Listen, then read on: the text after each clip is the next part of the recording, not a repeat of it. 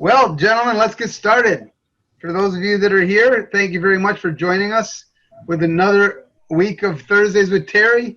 Coach Steiner is talking about taking his national team through this pandemic, and they're back on the mat, so we have good things to talk about there. I'm Alex Conti. I'm along with Frank Baumgartner, and Frank, as usual, will be here. He'll take all your questions. Hopefully there are a ton of questions today for Coach Gable, because we are so excited to have you back, Coach Gable. I mean, you need no introduction, but I'm going to do it anyway. World and Olympic champion, 15-time national team champion as a coach, 21 Big Ten championships. He's been an Olympic coach 3 times. He's been the national team head coach 9 times. I mean, there's nothing he hasn't done, and I think you have a power drink out now too, right? Yeah, we got a nutrition drink out, yeah. Yeah, that's good. That's good. I mean, hey, recovery. We got it all right here, baby. You need it, it's right here. That's what we got. So we're really, really excited to have you here again, Coach. And so, Terry, let's start with you. How's it going in the women's wrestling world? Well, it's starting slow, but we're started. So I think that's the main thing, in the environment we live in right now. I mean, at least we can be back with the athletes and be around them and see them on the mat and work on the things we want to be working on, right? Instead of dealing with all the other things. So it's good to be back. Good to be back on the mat, and it's going to be a while before we're gathering people and having camps and things like that. But the people that are close here to Colorado Springs, we're on the mat with, and everyone else we're in communication with, and hopefully, if they're not in locations where they are being on the mat, finding them the locations and training environments where they can be. And so that's really what we're trying to do with people away from here, just making sure they have what they need to keep climbing forward. So that's what we're doing. Yeah, fantastic. I know that a lot of people are just getting back at school and stuff. And Frank, the baby's good. You're back at school today, right? Yeah. No, we're all good. Little ones, a little over 2 months old now, and I'm not going to go as far as to say we're still getting sleep, because we never really did get sleep. But anyone who's got kids understands that. We started school back today, middle school. It was actually pretty good. The kids did a good job keeping their mask on and didn't really bother them too much. But you still feel it in the air. You still feel that looming just negativity, just doubt, skepticism. So no, it was a great day. We're curious how it proceeds, and I know Terry's kind of the same way when it comes to training and the Olympic schedule and just everything that's going on. There's so much uncertainty going on. So it's nice to get back, kind of just going back to the roots with coaches tonight about what do we just have to do to be successful? Let's strip all the other stuff away. Just what do we have to do to be successful? So I'm pretty fired up for this tonight.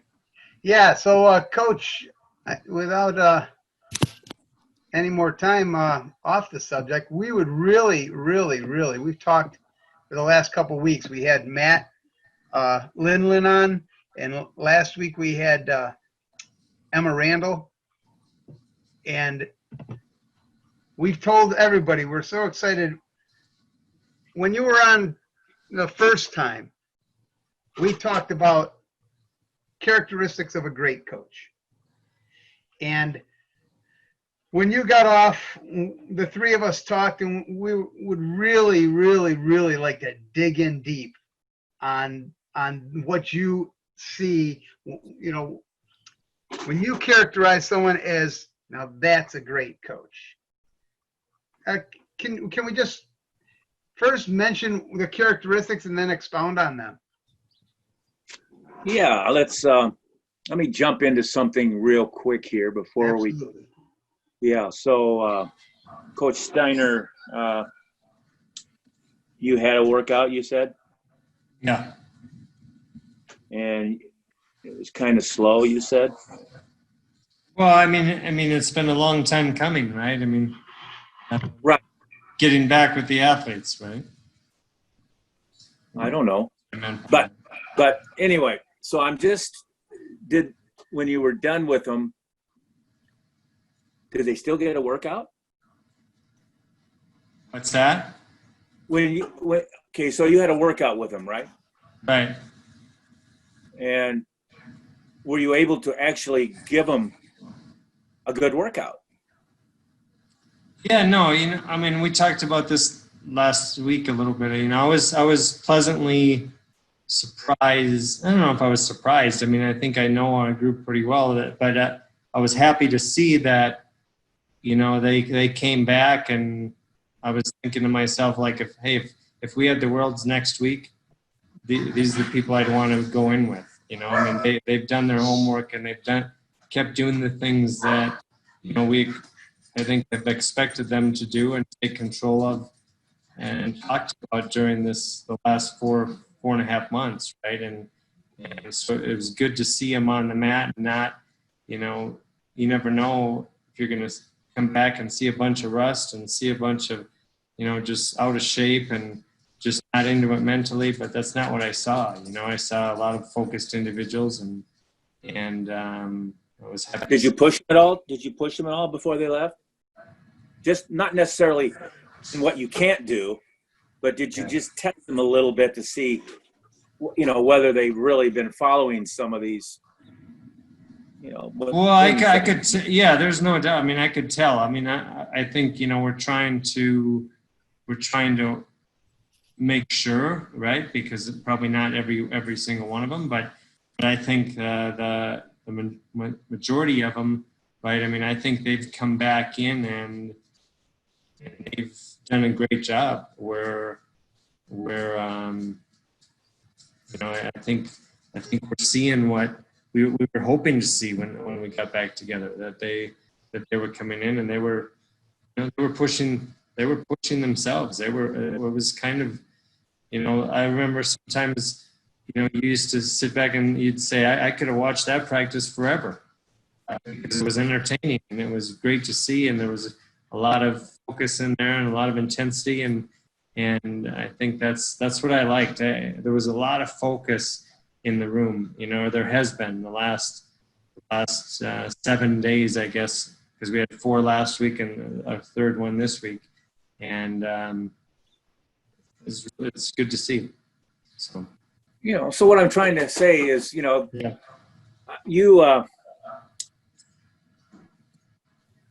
been through a lot. Your brother, the Iowa wrestling team, whatever, the high school wrestling, you've pretty much outworked a lot of people in your lifetime to get you some good results. And, it's one of these things that all of a sudden, and the fact that if they're right in there and they're looking pretty good, all of a sudden you might have to find out, you might just take for an example, you guys don't have 10-foot circles, but on the mat, but anyway, you might just go a pushing match or, a sumo match, and you might push them a little bit harder right now, just to see what in reality is what is taking place. They're showing you a lot, but then I think you have to step in and test them a little bit. They might get a little snippy at you. Then you might have to back off because, we've had a lot of issues lately. But if they are getting snippy with you, that means they're uncomfortable and, that type of stuff. So, always throwing that little piece in there. So it's like I get questions on this Cameo site that I do all the time about what can they do? What kind of workout can these kids do? Then all of a sudden, I put together about 8-9 straight 10 minutes of some really exercise related wrestling techniques and skills by themselves. And then all of a sudden I get photos back where they were so tired they're laying on their back, So it doesn't take a whole lot, but there's that guy that is the organizer or the tester or the coach that really sees what these kids are doing. Now, you want to do it, you're dealing with the high end, and you got the kid, the person that going for an Olympic championship, Olympic gold, and that type of stuff. So you already know them really well. But we have had quite a bit of not hands-on, not organization, and sometimes, it's like okay, I'll tell you, I watched the was it Camiso and Dake match the other day. I don't know. Did you see something there that I maybe did? I don't know. So I'm trying to, because you're a coach and you're the one that's going to score points at the Olympic and world level. And so did I see two athletes kind of slow down a little bit in that match and try to make it, because maybe they underestimated wrestling because they maybe haven't been wrestling for a month or 2 months or 3 months or 4 months, and maybe they've been doing some other things.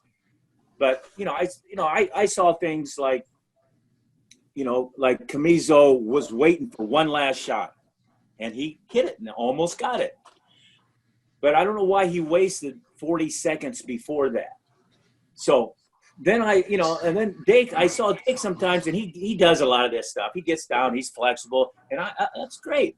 But he got down, he was only up by one, and he kind of was down on all fours, and it just looked like, they weren't where maybe they thought they were, or maybe they can look and see how much more they can actually be. So, that's kind of the stuff that, that I like to really, as a coach, read my athletes. And every one of them's different. But I can put them through a little, I'll let them do what they need to do. They're going to show me, but then I like to test them a little, just to give them something that's a little bit more difficult than what they were doing. And by that, I mean, it might not be any more difficult, but I might make them do it 2 in a row or 3 in a row or something like that. So, so then, you got really a better idea of where you're at, what you're trying to accomplish, and, and who's running the show. You're running the show because you're the head coach. And even though they're athletes at that high level, hey, they want to win. They need help. Everybody needs help. And no matter who we are, there's a higher level. And if you got that high level athlete thinking strong, and if you got that high level coach thinking strong, then there's always another little bit of a level that you can find out, or you can actually just read better to know where you should be heading in the future. So I don't know if you get on that, coach, on that right there. Motivation. Anybody I've ever talked to talk about Coach Gable, they talk about motivation. Say nobody can motivate like Coach Gable. Walk us through what you see, what the responsibility of a great coach as far as motivation goes. Okay, so I'll take the indication that I talked about. I'll take that Camiso and Dake match, and I'm going to go back with that, and I'm going to explain to Dake that there's some more separation that you can actually have from this guy. And here's probably the reasons that there wasn't a lot of separation. And again, it's one of these things. We throw in some tough matches. I think we got some more tough matches coming up with UFC or something. But it's good to have those. But every time out, you got to remember, there's people watching and studying your performance. And it's so much easier today to study and watch as compared to the old days back when I wrestled. Right. And you know, and I like them. I like that, but it's not going to stop me in my still drive, in my performance. Am I just going to try to win on a skill that I think I can perform on this guy, or do I know I can do it, or am I in the match and I all of a sudden realize I think I can perform this skill, but wow, I'm tired, you know? So, you know, it's one of these things that you got to eliminate all the factors to make sure. You got to eliminate all the factors to make sure that your side is going to be ready. So now you take this situation we have. Say you haven't been on the mat because of all the things that have been going on, and you have been training. So let's get inside your head and inside that athlete's head. How are you convincing him that they are ready, they are better, they are okay, even though they haven't been on the mat? How do you get them to perform at a level that's maybe beyond what they're capable of, but they know that you have that confidence in them? First of all, my athletes are not going to be off the mat. Okay. They're going to have been on the mat. They may not have just been in the structural point of view with a coach as much or with another athlete. Yep. And so you got to still, you know, do your hip heists. You got to still throw your dummies. You still got to do your what I call, you know, your knockouts. And you still got to do your penetration. You still got to do your lifting. You got to do your foot fires. You got to do, you know, you got to do your tumbling. You keep that up. So there's no excuse for not being on the mat. Now, the mat might not be the mat. Right. It might be the yard, you know, and you might have to make some adjustments based on the softness of the grass. But there's some pretty nice turf out there. There's some pretty soft grass out there. I might have to do a little more homework.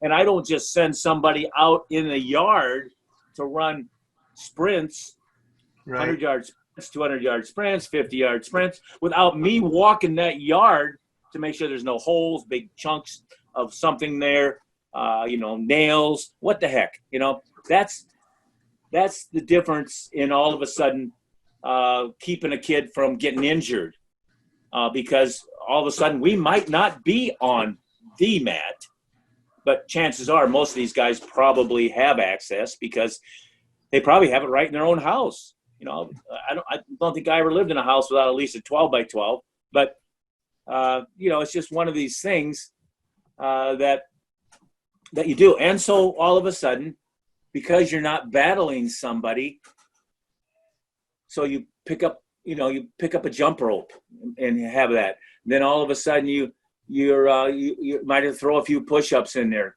explosion push-ups while you're really trying to get a workout. Or you might be throwing the dummy 6 or 8 times in a row, but you don't just throw it. I mean, you correctly throw it. And if it isn't thrown as good as you can do it, you don't even count it. And you want to hear a smack because you want him to hit hard. But, you know, it's these types of things. It's like I walk in a wrestling room, and even today I'll walk into a wrestling room, and right away I'll see all the danger things in the wrestling room right away, if there's any danger things. And I might, and I should. I have a hard time keeping my mouth shut, but you know, if something's not right, you know, if all of a sudden I walk in and it's a dirty mat, or something I walked in and it was there's a dumbbell right next to the mat, you know, I'm gonna say, hey, you should probably move that dumbbell, and somebody might get mad at me or not, but I'm just trying to prevent that kind of stuff from happening. So, you know, a kid just, you know, I just, let me look here if I can find this. I just sent a kid today. Let's see if I can find it.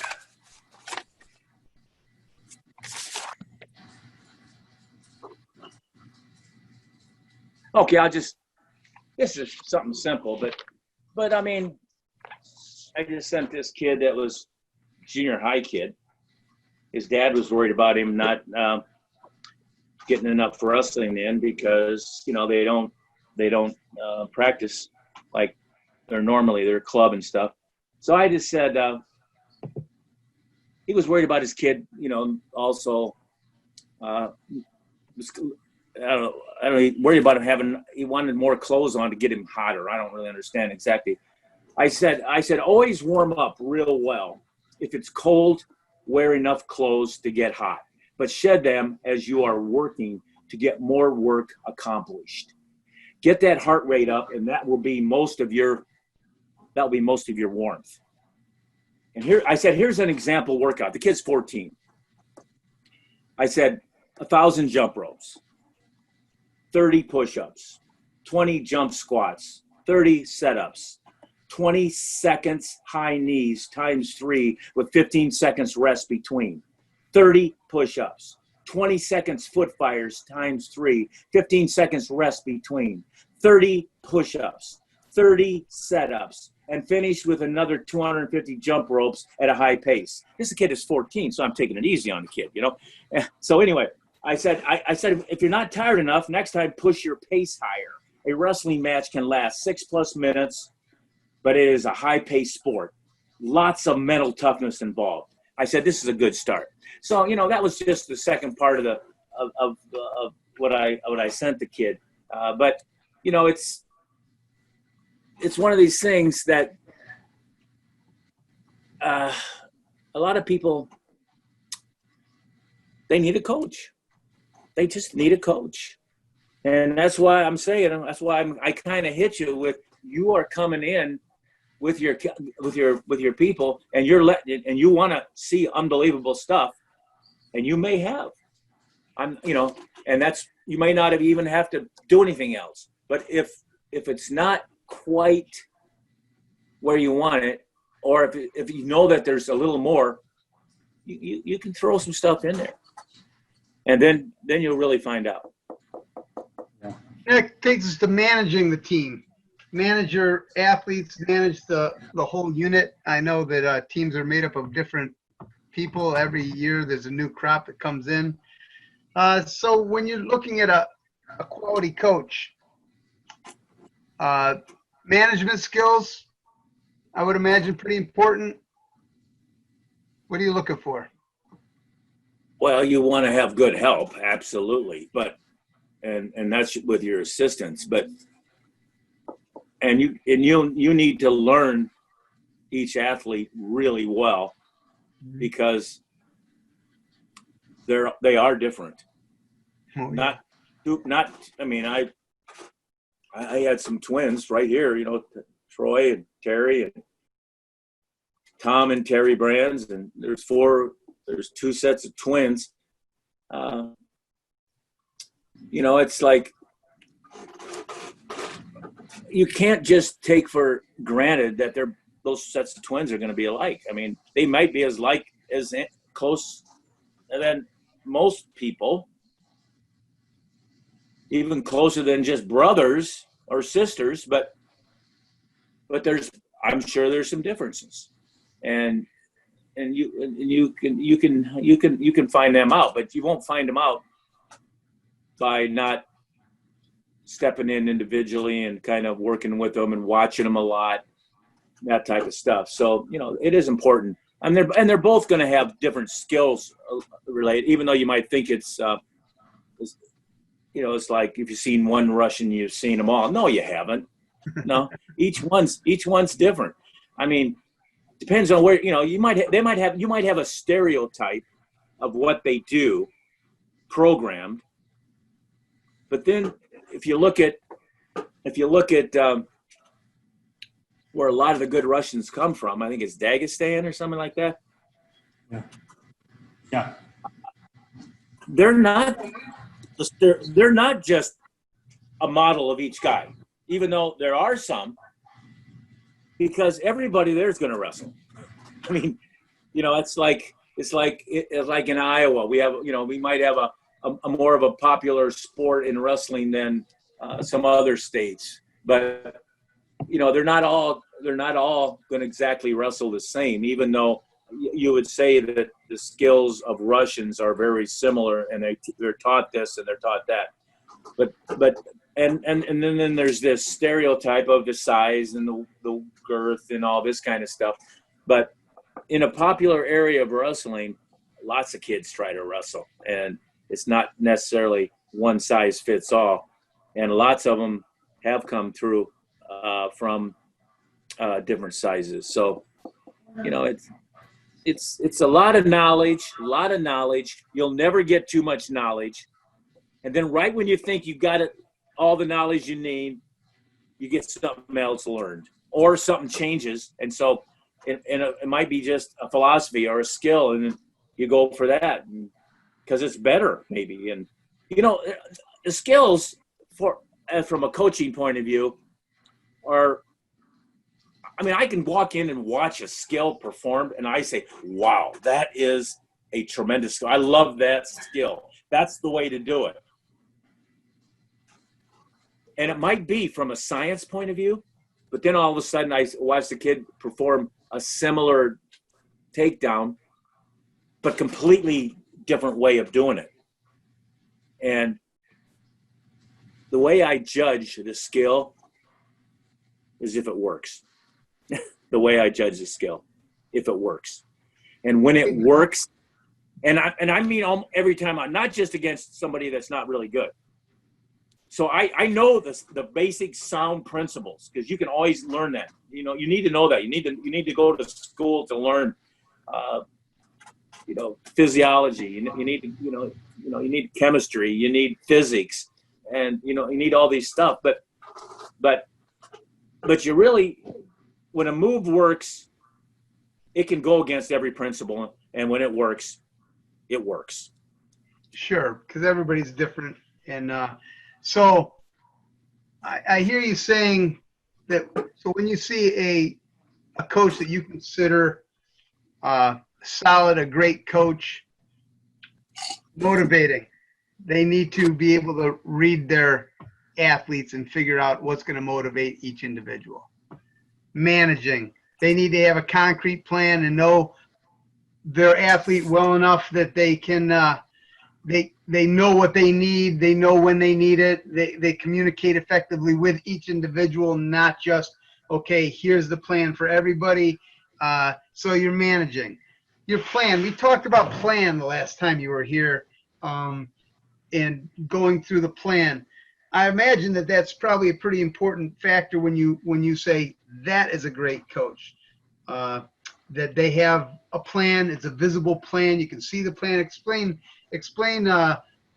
what you see in a coach that you go, that guy's got it going, because you can tell that he knows what he's doing and moving forward with.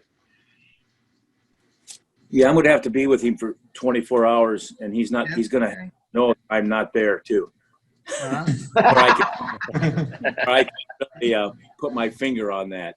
I've learned through enough people that, including myself, and so many, and including myself, where all of a sudden I had to second guess myself and had to go back and become more disciplined.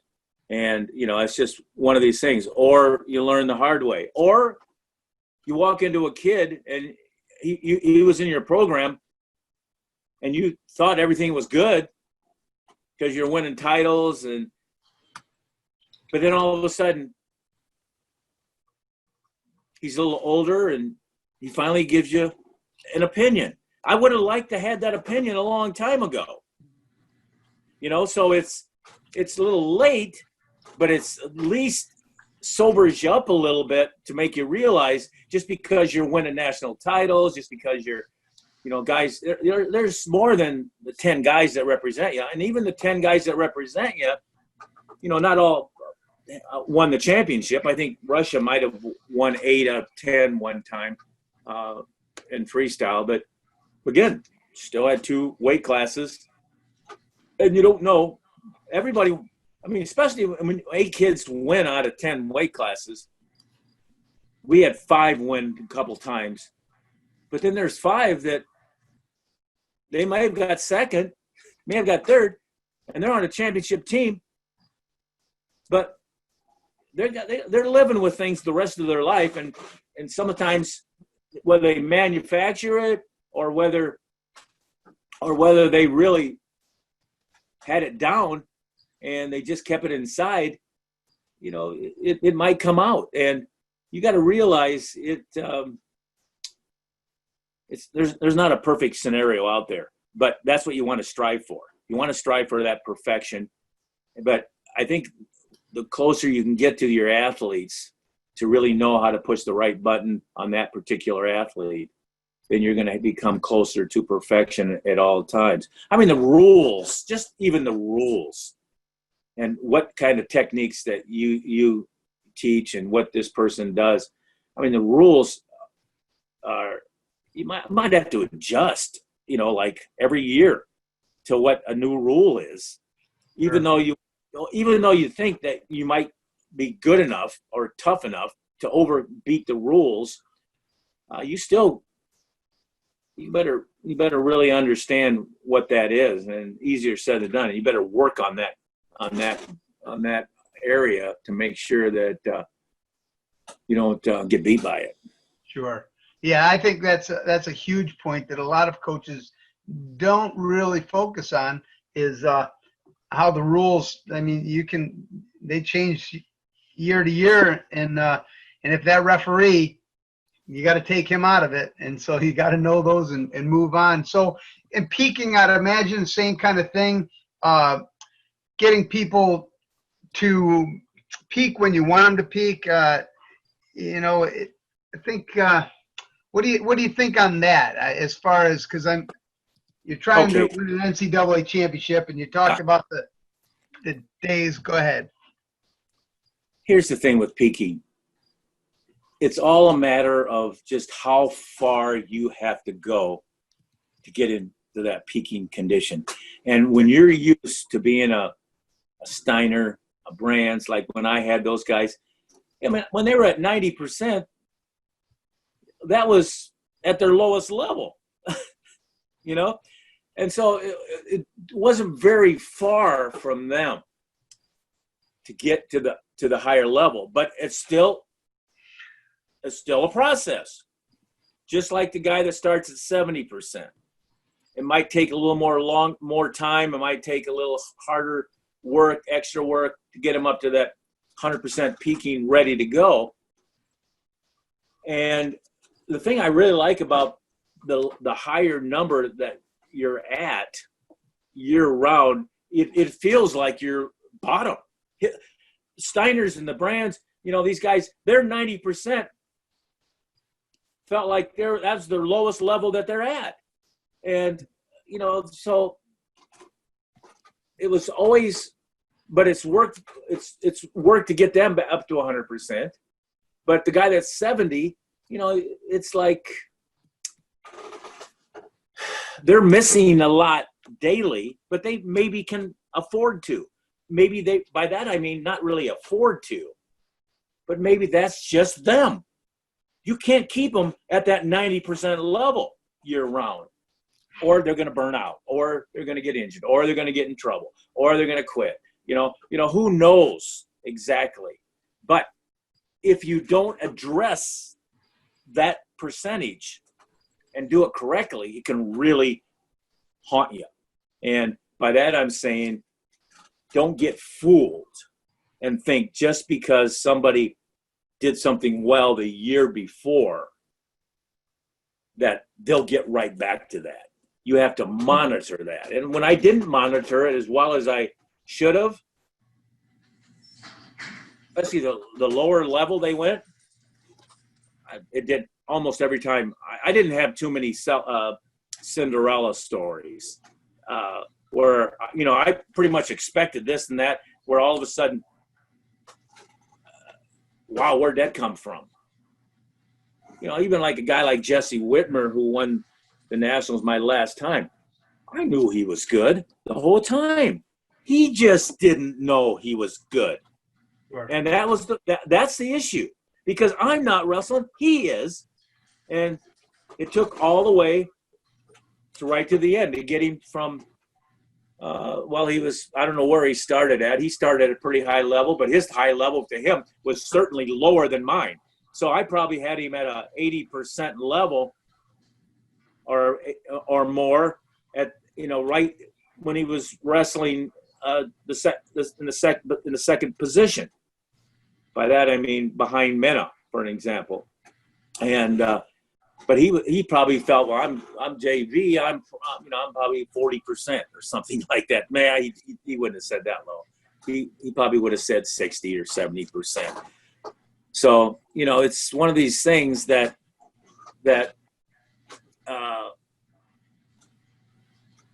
when I let a guy like Mark Ryland celebrate too long his national title, I waited almost a month longer than normal to get him to where I thought he should be.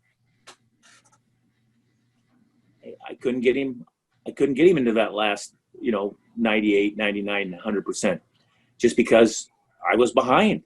I let him celebrate too long. So, Coach, we have a lot of high school kids, high school coaches that are on this, and I know recruiting, it sounds like it's different for college, but I honestly don't believe so, because it's still convincing people that your program is something that they could benefit from and you could benefit from.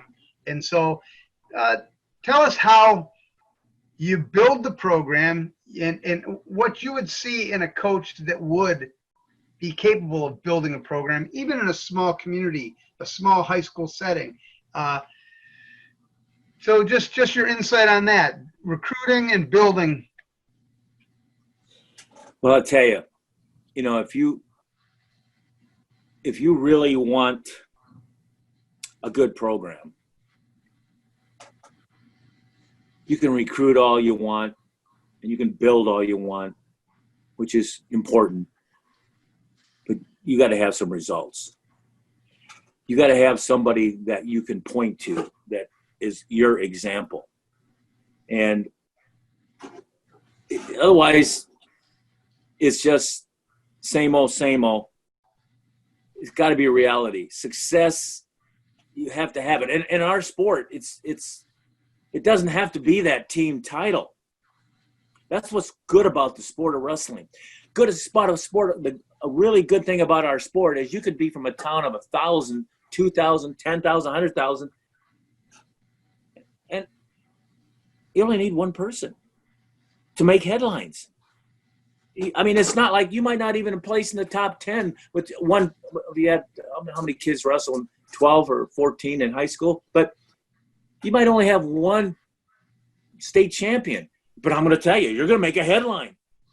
And that's the one really good thing about our sport, that we can make progress without having a team championship. But our progress with one will create enough excitement that we're going to build off that. And pretty soon it's not going to be just one. It's going to be 2, 3, 4. Not all of them winning, but you might have a team championship. You might get 6, 7, 8 guys going, and just because of that greatness of that one person. So you don't want to really believe that that's totally how you have to start, because if you can just build a team that wins dual meets, that's a win too. So it's not just the one guy winning the championship, but if you can get some wins with that total team of how many weight classes, I'm not sure. We got 14. Now we're down to 13 with Pennsylvania, dropped one. But it's like in college, you got 10. All of a sudden, the excitement that's going to be created with one guy, sure, that's one thing. But then all of a sudden, when you start having some success and having a winning record, beating somebody you've never beaten before, all of a sudden winning a district championships, or even going to the state and bringing home a team trophy, You may not even have a team individual or an individual champion.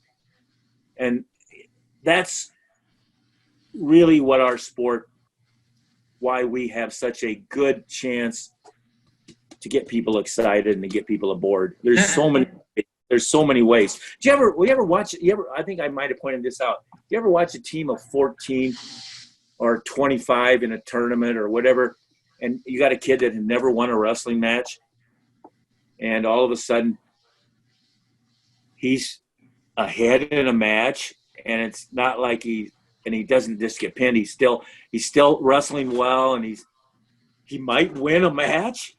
And then all of a sudden you had a coach in the corner.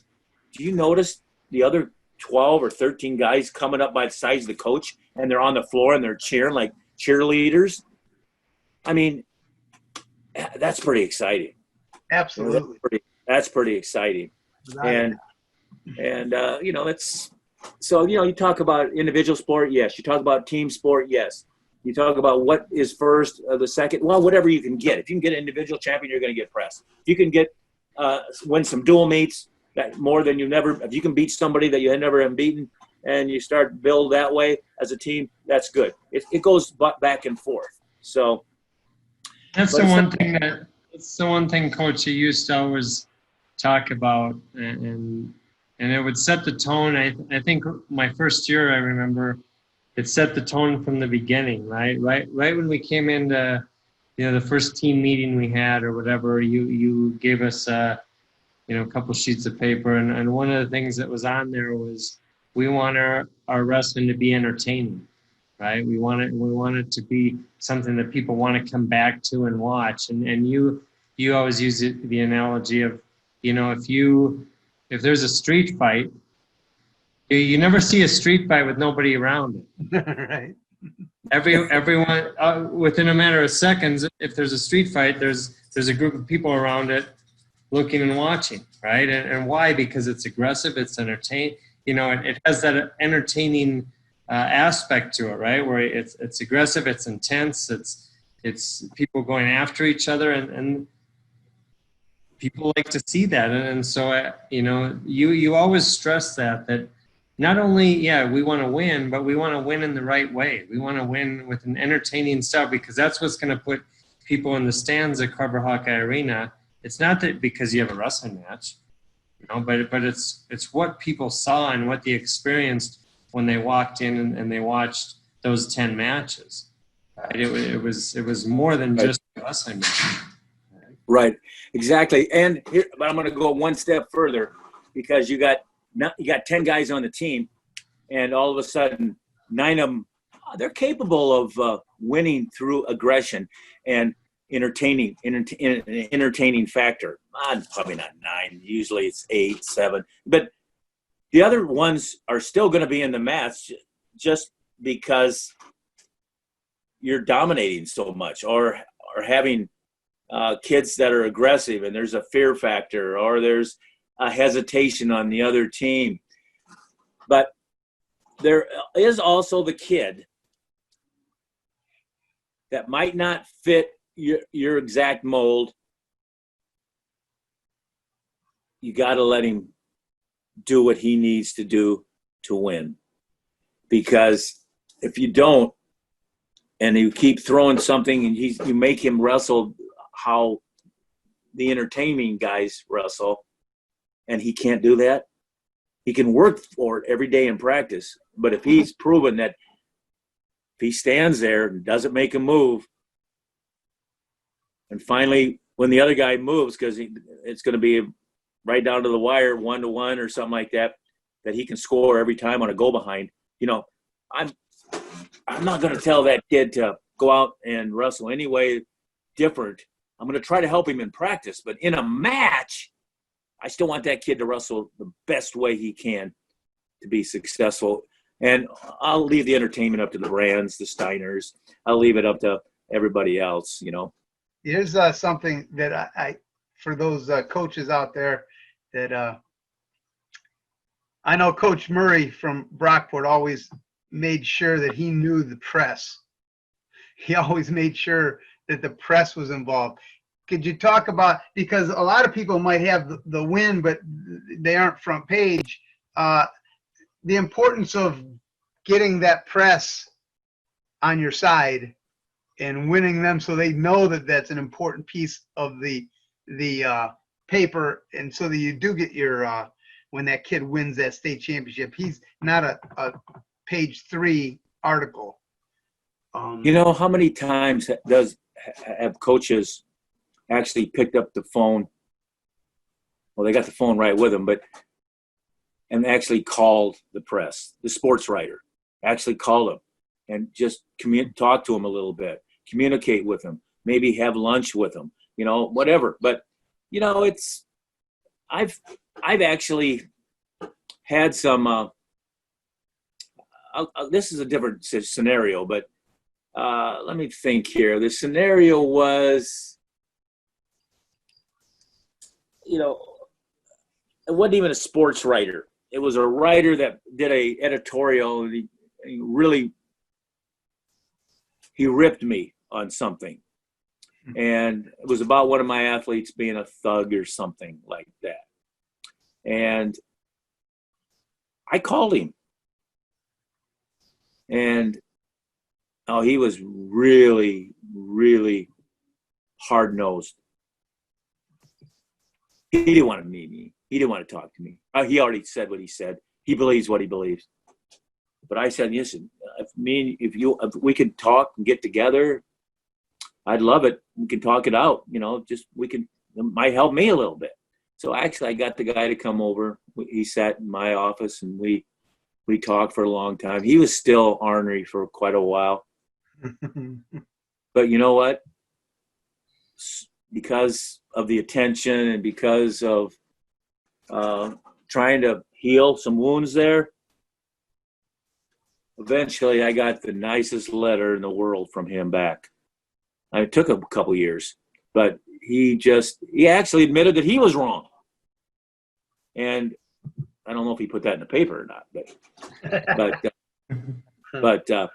but he, you know, it's just one of these things that, you know, I mean, politics could probably use that kind of a little bit of a thinking, but you know, it's just, that's another world. So but anyway, I had to go grab this because I dug it out the other day, and I thought about like just the wording on this. Like when I wear this, I've wore this shirt out now a few times, and it gets the attention of people immediately, right? And it's a shirt from our 1990-91 season at Iowa, and I'm going to hold it in front of you. And I don't know how that stands up in today's world, but it definitely, Yeah. you want to go see what it's about, right? I mean, yeah. It's legal pain, right? And then people ask, like, what is it? What do you mean by that? You know, and so, you know, a few times I've worn it out and about, I've had people come up to me and ask me about it, right? Then they see Iowa wrestling, you know. Well, I think what it did, it really kind of riled up the fans a little bit too, and you know, and they didn't really need to be riled up because we had so much. Yeah, you guys don't need to be riled up. We had good things to yell about, but they were already that way. I mean, I think there was wrestling matches going on in the stands as much as there was, you know, and they're wearing those shirts, and I mean, they're wearing a Brenzer shirt. They love Brenzer. They're wearing those intense legal pain shirts. You know, I think one time ASICS came out with a poster and they had to retract it. Something similar to what you just because they sent them to every high school in America, and the high school coach put them up right away, and principal took it down right away. So sometimes you have to be a little careful, and especially today, in what our logo is, or even though our logo can be that represented on the mat, as long as it's healthy and as long as it's not past a certain line. You know, it's like Royce always told me he never crossed the line, but he did. And Royce Alger, he did cross the line. I think you Brands and Steiners, you know, I really felt like you guys were great examples of being able to wrestle unbelievably intense. And the legal pain comes from the other guy probably getting tired. That's that simple. But it's more than that, because they probably got real tired. But, you know, it's just one of these things that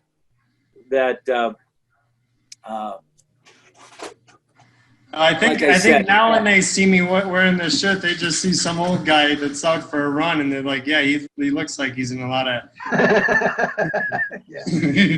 Yeah.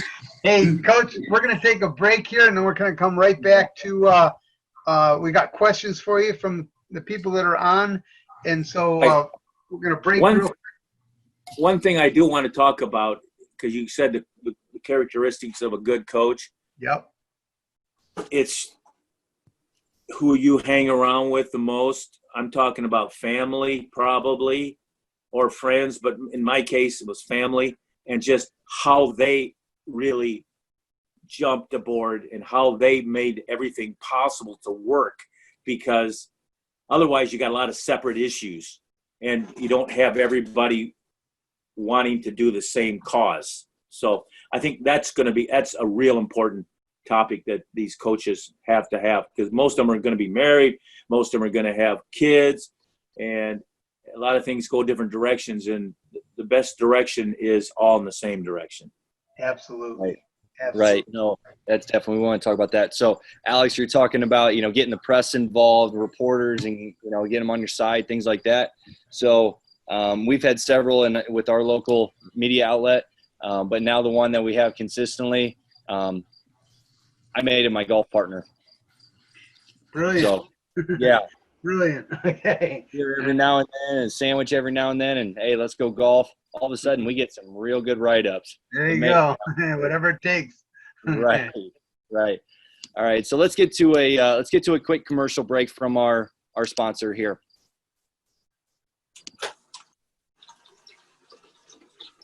I'm executive consultant Bob Valley, and I'm excited to tell you about Ambit Energy's free energy program. Just for 15 family and friends, you can receive free electricity, natural gas, or even both. I've had free gas for over 3 years now. But what I'm real excited to tell you about is I have an Amish customer named Dave Yoder, and he uses natural gas to operate his furniture factory. Dave uses a lot of gas to operate that shop, and his April bill alone was $949.58.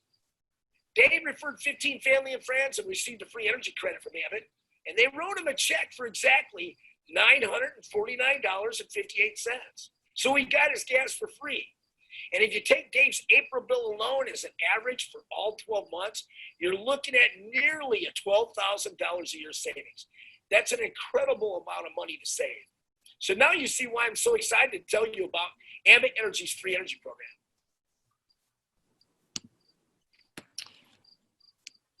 So that was just a real quick word from our sponsor, Ambit Energy. You know, they're the ones who are able to help us put this webinar series together with Terry and with all of our guest speakers here through this COVID time. But, you know, the partnership that Ambit has with USA Wrestling has really been able to make this possible.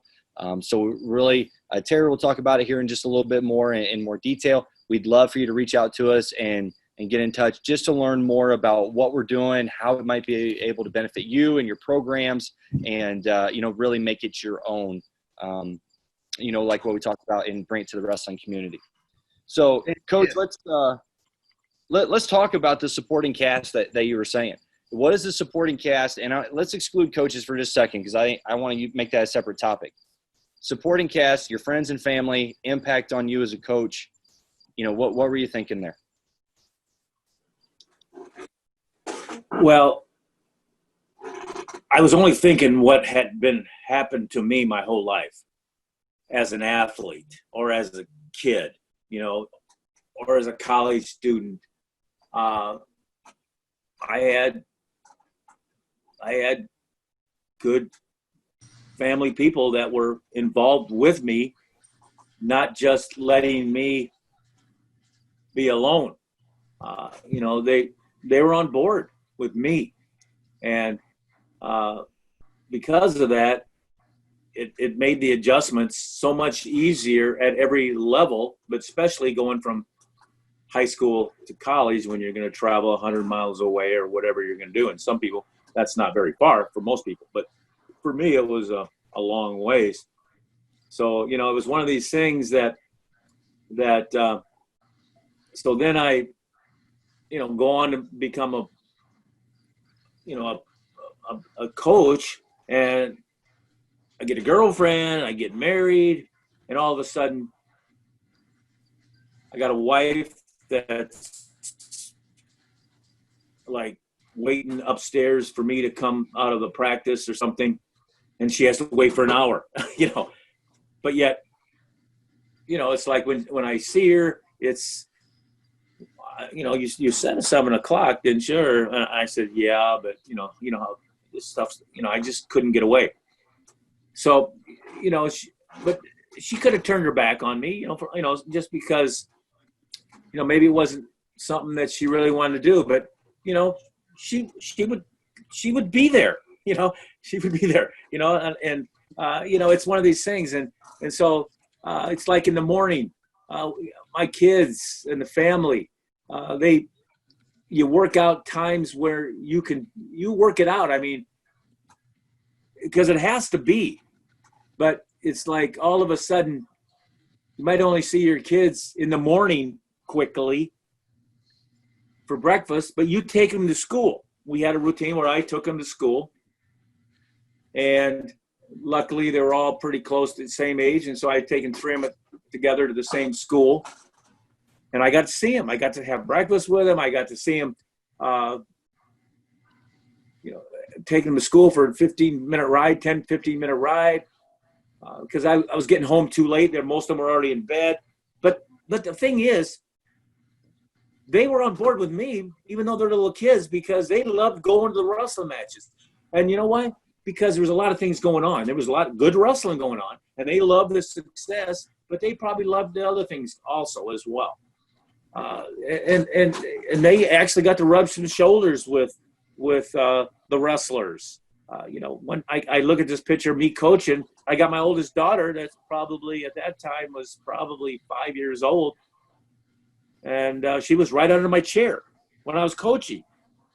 It's a picture on my wall. It's all 4 of my kids loved wrestling. They're all girls, and before girl wrestling even. And so it was one of these things. And my wife waiting for me. And then all of a sudden the next night I said, I'll be on time. So I'm an hour late. And, again, so those things are bonuses. They're pluses. I mean, it doesn't have to be that way, but that's been my life. My life has been the people that are close to me, that are around me somehow, and I might have something to do with it. And it's not perfect, but it's about as close as perfection as you can get to have them support. And so then, like maybe one of the girls, I'm thinking, maybe she wasn't quite into the wrestling as much. But wow, I find out she knows more about it than I can even remember. So she really was. And it's if you do a good job, you want to make sure that job is having your close family on board with what you're doing. That means you get to do even more work in the area that you really want to do your work in. And it's easier said than done. Easier said than done. Yeah, I love it. Love it. So now let's expand that supporting cast to your staff. Okay, so when you go and you were building a staff, and obviously in college there's revolving doors, people taking other opportunities. But when you were building a staff, what were you looking for in assistants? What did you want from them? It's a great question. Yeah, probably something that I needed for my own growth, or that I wasn't able to be as good at as they were. And so that was really important to me. Jay Robinson was at the Olympics and at the World Championships in 71 and 72. And we just happened to kind of hit it off, mostly just on the mat. I ended up practicing with him quite a bit. And, you know, he practices with me, obviously. And we just enjoyed each other's company like that. And all of a sudden, I get a job at Iowa, and he says, I want to go to Iowa, you know. And so I didn't even go after him. But I don't know whether he felt like there was something that was going to happen that was big, which it did. But he was exactly what I needed, and I probably didn't even realize it, because he was more of a technician. He could talk, and he could get inside kids' heads. But, you know, he was from the Oklahoma State, Myron Roderick, from California, went through Oklahoma State, and it was more the technical a lot than I probably had at that time when I was first coming out and coaching. I was more the, you know, just the tough guy, the brawler. I always wanted to keep learning more wrestling, but I probably didn't focus enough on the science of it instead of just the toughness of it. But he was actually a guy that pushed himself not on me, but said, hey, I'd love to be working with you at the University of Iowa. So, you know, that worked out really good. And then, you know, we got other guys there that worked out really good, and they end up doing well. We had Yagla, you know, once they started becoming good wrestlers, and, you know, we had an openings, we'd create openings. And then we had a guy named Mark Johnson, who was proven, you know, at the time, you know, he could have been mad at me because he lost a national title to Chris Campbell at the University of Iowa. You know, he could have been to the point where, hey, I don't want to ever go with that, because that's what cost me winning a national title. But instead, he was more wide open, wanting to become a good coach. And, you know, he went to Illinois and became a good coach, and he stayed up with us, and he's done well with his life. So, you know, some of these things, I don't know if I fell into them, or they just sometimes trying to, you know, once you get a good system going, then you have to kind of, I hate to say it, you kind of have to push guys out the door a little bit, only because you want them to go on to become leaders. Oh, they can be. Yeah, they can become head coaches. And Sure. So sometimes they get so comfortable in their role that they think, then all of a sudden they forget there's a higher level. And you got to, as a head coach, you got to remind them that. And sometimes they might take it wrong, and you got to do a lot of good work there. But if you don't really have a one-on-one set down and explain, and they'll still be mad, but later on they'll get over it a lot easier as compared to just sending them out the door. That's a real key thing. And that's why I said, like, some of my athletes that come back to me now and have something to say, I wish they would have said it back then. They would have had a better chance for me to be able to solve their issue, because I didn't catch it, one thing or another. And even the kids that were there on the team that weren't, you know, winning national titles or weren't winning the All-Americans, some of them, you know, I talked to them, and I feel really comfortable talking to them. I thought they had a great time, and I find out, well, they had a great time, but as they got older, they look back and they maybe have a few beefs. And hey, I'll gladly talk about it. But I wish the beefs would have came out at the time. That would have, but maybe they weren't beefs at the time, and maybe they were created after that. Just difference in time. Just like, you know, today's world is different than yesterday's world. So, you know, it's one of these things. And you might have to have that discussion with them too. Well, this was more acceptable at this time as compared to now. So, I don't know how long you'd need to really address this, but what would you say to a coach who, I guess, would be nervous about bringing in someone who's better at a specific skill than them, or better overall than the head coach? What would you say to that person who's nervous about bringing in someone better as an assistant? I mean, as an assistant? Yeah. Oh my, you don't bring in people the best possible. you can't even think about that. I mean, because you know why? Because that's going to only enhance you.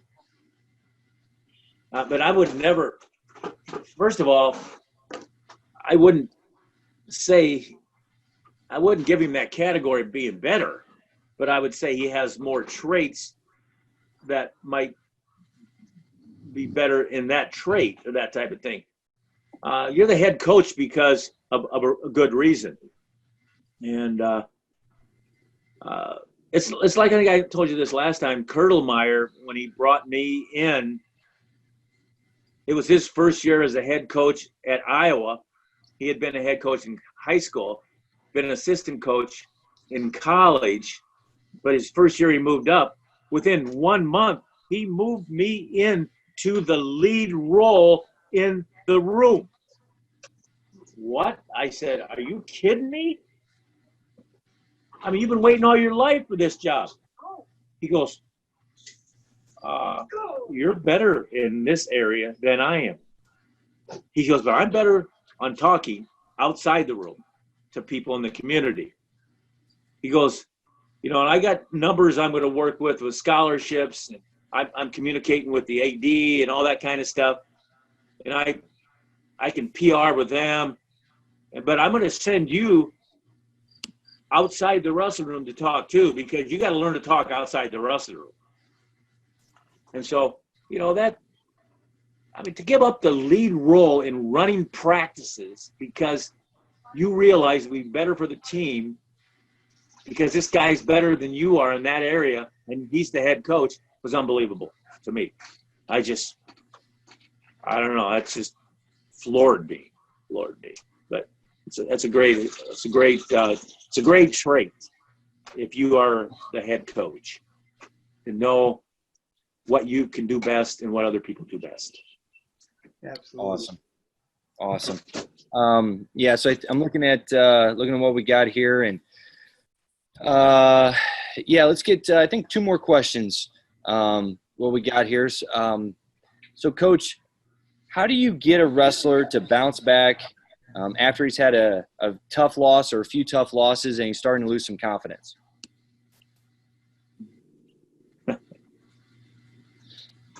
I'm depending on who he is, but he's got to come back. He's got to prove he can come back.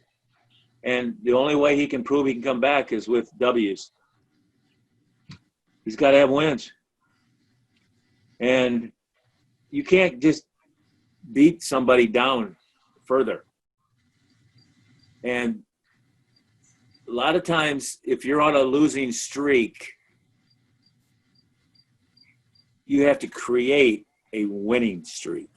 You may have to do it in the practice room, but that's not really ideal. That's the start. And that's sometimes difficult. You may have to stage it. But then you won't stage it in a meet because you're not going to be able to tell the guy to roll over, lay down, whatever, So I'm not going to pay him off or anything like that. You might have to hand pick when you're bringing him out because there's nothing like confidence in this sport. I've seen confidence lost and it wasn't going to come back without success and without multiple successes. Now there, every once in a while, you got a unique situation where the guy could lose 4 or 5 in a row and still be just as good. It's just one of those things that he'll get back on a winning. But you got to know the guy, and you got to know whether really what's going to help determine his outcome based on the mentality that it has. That's why, like when practice is over, I got good assistant coaches. I had a club in there. Got a lot of people I can get feedback from. We have a big sauna at the time, and it was used for recovery, and that's what they're for. And all of a sudden, I call it the truth serum because stuff's going to come out there when they're relaxing in there, and it's going to spread to the other guy, and then they're going to come and tell the coach, and I get some good feedback. And I got to just determine whether it's the right feedback or if it's incorrect or if it's made up. But usually, when you're relaxing in there with guys, after a practice, you can get some good information. And then you go about helping solve those issues. I mean, to be honest with you, I saved a couple kids' lives in my life because of information that has came to me from somebody else that heard it, and I checked into it. And whether it really was going to be a truth situation, you step in when things get real serious. So that's an interesting development that I think a lot of coaches take for granted. Do you really know your kids when they leave? Or do you know them only from that 3:30 to 5:30 time? Do you know their academics? Have you talked to their teachers in the classroom? Have you actually talked to their parents? Have you actually been with them in a different atmosphere besides the wrestling room or the training room or the weight room? Have you actually had those types of conversations where it's not just win, or get tough. So, it's a lot of homework. You're a coach. It's not, I know in high school, get paid for being a teacher mostly, or somebody else, and working in, coming in, you don't get a lot of money. And so as compared to college situation or USA Wrestling, I don't even know if they pay coaches, away from the ones on staff. By that, I mean, when you bring in an assistant coach to be on your staff for that tour, Yeah. They probably don't get, I don't think they get money, do they? Maybe I don't know. T-shirt and a hat. Yeah. So anyway, what I'm saying is, it's more like the satisfaction that you're getting. Nice. If you have that satisfaction, you're going to find out a lot of things more. If you're the first one there, the last one to leave, that's and if it's not that way, somebody's covering you. You got to have all that information. Yeah, that's great. Okay. That's great. You got one more question that I want to get to, but Terry, did you want to talk about our partnership that we have and it's making this possible? Just again, Ambit Energy is a national sponsor of USA Wrestling, and the money that comes through these energy bills that we can give you more information on if you're interested. All that money comes back through the national organization and feeds our national teams and national teams. So if you're interested in hearing more about that, I can put that email in the chat box, and then we get more information to you. Yeah, great. So in the chat right now, I just put a link, and that link will actually take you directly to a calendar where you may be able to talk to Terry, myself, Alex, or Tom that was on the video earlier. Maybe able to talk to one of us personally just about this partnership. And the calendar's open, so you can go in, select what day and what time works for you best, and one of us will find time to talk to you personally. So, Coach, last one that I really want to hit on from the questions. When you talk about a successful coach, talk about characteristics, the mindset that you approach, the perspective that you approach coaching, I think really makes the difference from what I've been able to tell in my years of coaching. So I got a question for you. When your athletes were done competing or done wrestling for you, what did you hope they would say about you as a coach?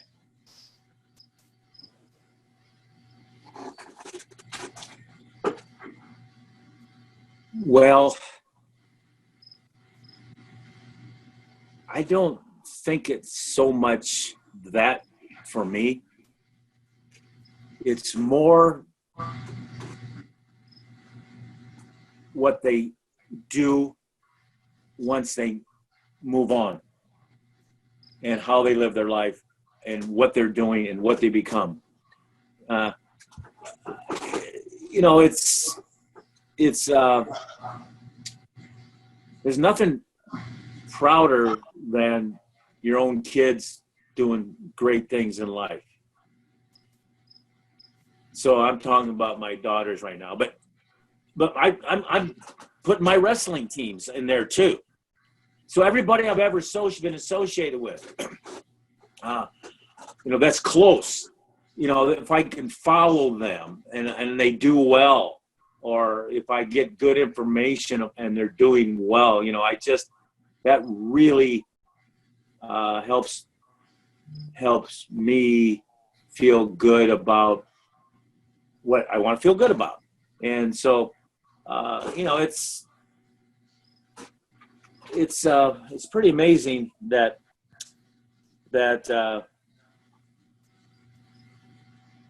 you affect somebody's life and you affect it their whole life. I mean, because they're probably going to, you hope that they're going to go through your program and then be involved with international wrestling. You know, that's how high a level you want. But then you'll also hope that, you know, they have a family, and then you hope they have a good job.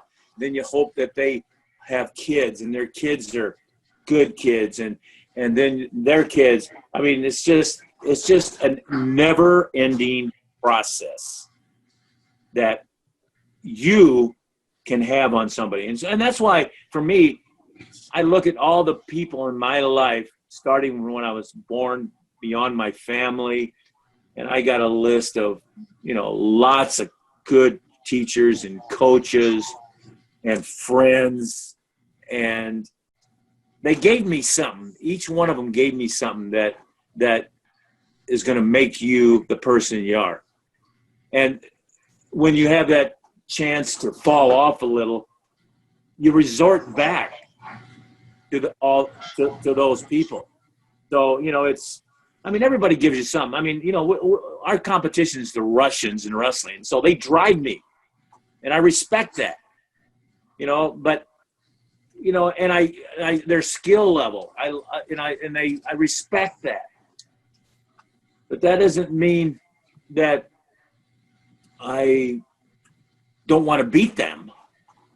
It's just I look at my last coach as an athlete, Bill Farrell, for an example. And what did Bill Farrell? Well, he had a lot of coaches on that coaching staff that really hit home with a lot of different athletes, and not just the ones that were fanatical, the ones that you had to follow at night to make sure that they didn't get in trouble or drink too many beer or whatever. And so, but he had a good setup, and that's that coaching staff again that you talked about earlier. And so I got so many names that help put my coaching philosophy together. And then right when I think I got a great coaching philosophy, I find I got some flaws. And so they got to make it better, you know, because we're human. And, you know, we just, that's who we are. We're not perfect. Or right when you think you're perfect, a rule changes, and now we got to go figure out how to make that rule perfect. So it just doesn't happen. I mean, if I look at my own Olympic team that did really well, you know, it was amazing that they kept Rick Sanders on that Olympic team in '72. I mean, with like the trouble he got in '71, and you know, just his crazy lifestyle. How could he be a good wrestler? Well, you know, he loved it, you know, and it was something for him. And he had some coaches that actually gave him opportunity. They probably went out with him at nights to kind of babysit him and help him out a little bit. But so, you know, that's kind of it goes back to me from the beginning. And hey, it's still happening. I'm getting influenced today by different people, or I'm still coaching. You know, it's just, you never stop. when you want to do something for a lifetime, because all of a sudden, just because I'm not coaching the national teams or the college team or the high school team, I got grandkids now. And you know what? They're great baseball players. They're great football players. And I could talk them into wrestling because they need it. They need a little toughness. They need a little of that one-on-one stuff, so they don't just sit around all day waiting for a ball to come to them or whatever it is. But so, you know, it's one of these things that it helps their sport. They're more intense. And, you know, it's not easy, but it's one of these things. Yeah. Well, I appreciate that, Coach. I wouldn't have expected anything different. You know, the three of us have talked about, you know, just this in general for a while now, and, you know, asking you what would you want people to say about you, and you didn't make it about you. That's not what coaching's about. So I wouldn't have expected anything different. We appreciate it. So thank you. Well, I do want to be, I'll tell you what, one of my goals personally, I mean, I think, I know, has Babe Ruth got a candy bar? Yeah. You know, it's like, you know who Babe Ruth is? You know who Babe Ruth is? We don't follow that. Is everybody on the call know who Babe Ruth was? Yeah. Like a crazy guy. But that was a different time. He couldn't be crazy like that today. But he might. If he hits enough homers, he could be. But you know, he's got there's a candy bar out there. I got a nutrition drink, got a beverage out there as well.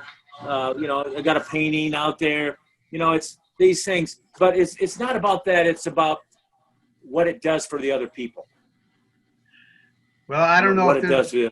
I don't know if there's anybody in the wrestling world that has more alumnus that are out there coaching at the highest levels than you, Coach. So congratulations to that. And I know quite a few of them, and they're pretty terrific people. And so, no, job well done.